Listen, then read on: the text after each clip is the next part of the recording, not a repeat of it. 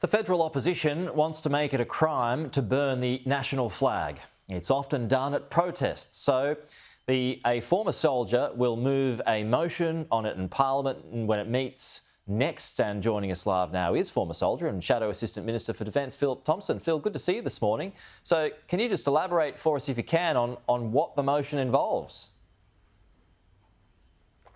Thank you for having me this morning, mate. Well, like many Australians, we've seen the Australian flag burned at protests, and I want to preface this by saying it's not about the protest. I don't actually care about the reasoning behind whatever they're protesting. It's about the action of burning the Australian flag.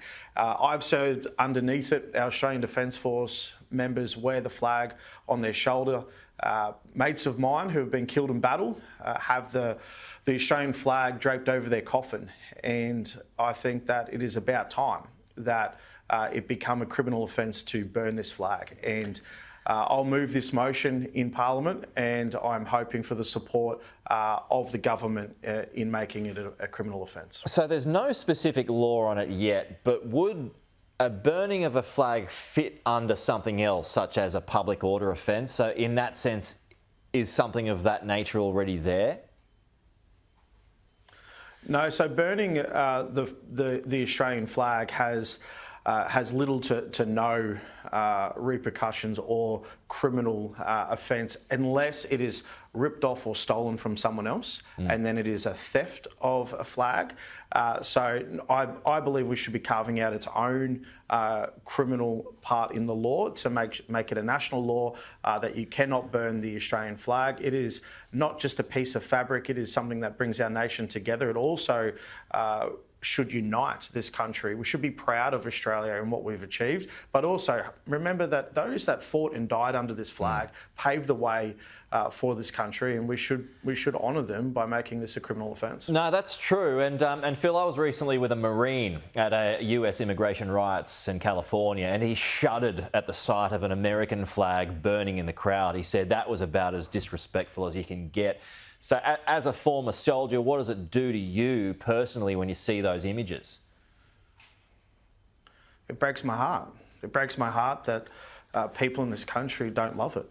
We live in a beautiful nation, and I think about all my mates that have either been killed in battle, have died in training, or succumbed to their war within back here on home soil, who've had their coffins draped with the Australian flag, their family members presented Australian flag, and to have people in the street lighted on fire because of a protest, it crushes me. And this is a hard line for me, and that's why I'm standing up and putting this motion forward, and hopefully have the support of the Parliament. Okay.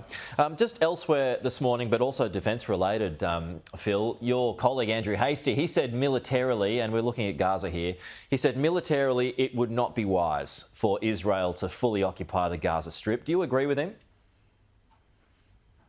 I do. I also think it would be quite challenging. So when you have the Israeli force and Hamas, which is a listed terrorist organisation, it would be extremely challenging for this to occur with minimal or having no civilian casualties, because you'll have the Israeli Defence Force dressed in uniform, you'll have Hamas, the terrorist group, not. They will have IEDs. They will push civilian populace in front of them to create the terror and create the chaos. I don't think it would be wise, and I do hope that doesn't occur. Okay. We'll leave it there, Phil. Thank you so much, and we'll keep track of how your motion progresses. We'll get you on soon.